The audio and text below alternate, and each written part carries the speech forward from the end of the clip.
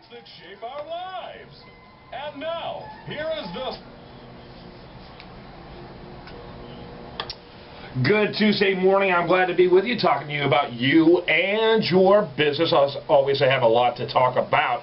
We're going to be all over the place. A little bit of business. Going to be talking about what's happening with the Star Wars, which recently took place at the Houston West Chamber of Commerce, plus a lot more. My good friend Andy Valadez, who I work with over there at the Entrepreneur Broadcasting Channel, has, with the Price Point edition, which we talk about just about every day on this program, brought me a special guest and a gentleman that we've been able to bump into over the years as well, Wally Wood, and he's got a interesting project that he's involved in that is really trying to attempt to change the way people approach news and really provide a way for people who are concerned about the biblical implications of what's happening culturally and societally to be able to look at news through that paradigm or through that focus, and that's the Revelation File. Welcome, Wally. Thank you very much, Kevin. It's good. Before we get started on the Revelation File, kind of give us a little bit of background about yourself.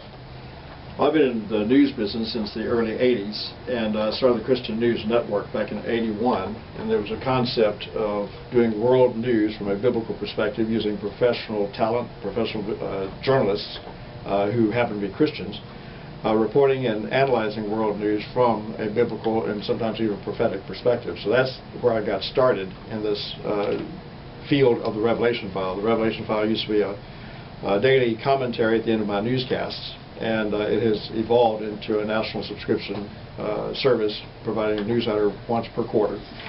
And so what we're working on now are a series of meetings called the Revelation File Report with Wally Wood, and we'll be hosting these over at the Encourager Church starting in March.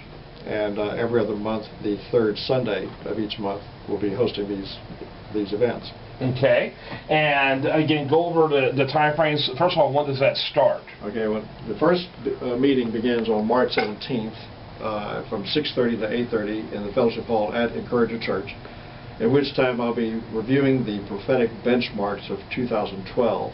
There were at least 5 events that took place last year that, from my perspective, signified a once-in-a-lifetime event that was prophetically pinpointing the end times. These were events that were to occur only one time in the history of man, significant to the end times. And so we'll be reviewing these 5 events that took place last year. And then from that, we will launch forward into our meeting in May, talking about our March into a New World. Excuse me. And then in July, our meeting on the Diginomics, the world of Diginomics, the death of money. And this was a word I came up with back in 1998, having to do with digital economics. And then in September, we'll be talking about total transparency, no place to hide, where today's technology has taken us, where you cannot avoid the purveying, monitoring eye of high technology anymore.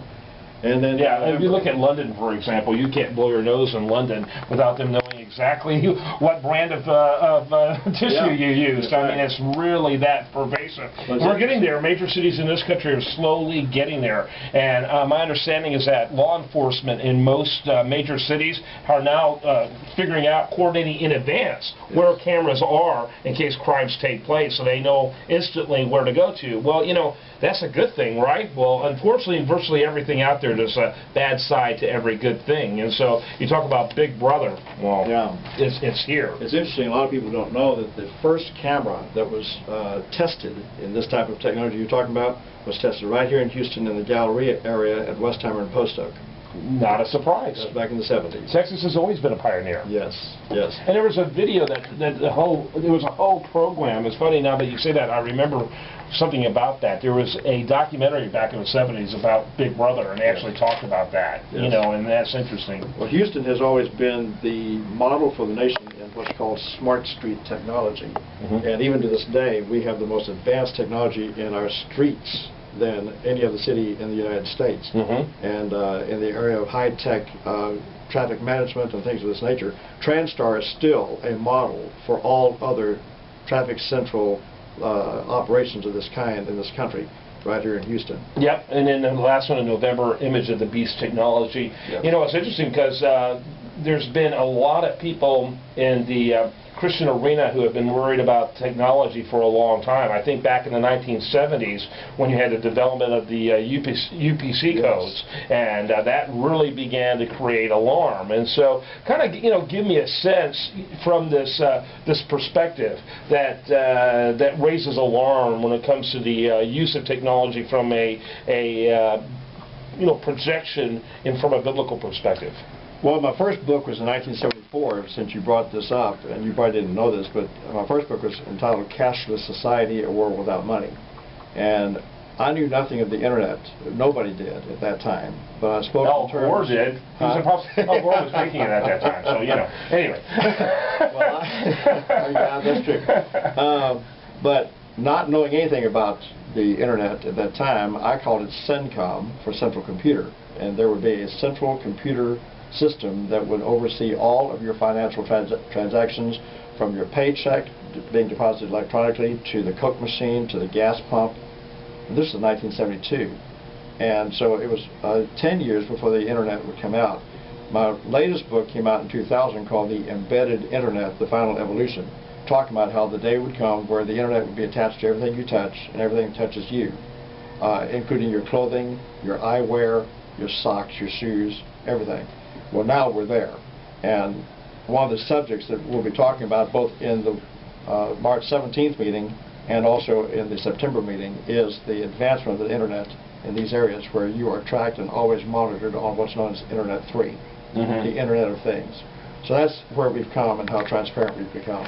Wow. Yeah. I'm not sure transparent is the right word. Yeah.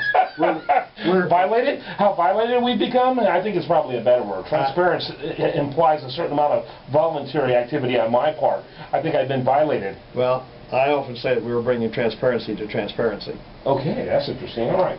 The Revelation File, make sure you check it out, therevelationfile.com, and I really appreciate you being with us, Wally Wood.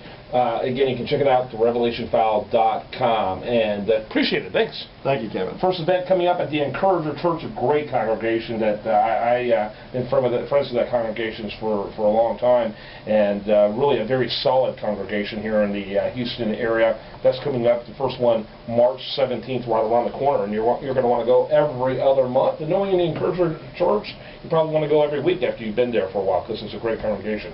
Thanks for being with us. When we come back, we're going to get back to what we're more known for. We're talking about what's happening in the business front right now, and much more. I do want to remind you, best content here shows up over there at usdailyreview.com.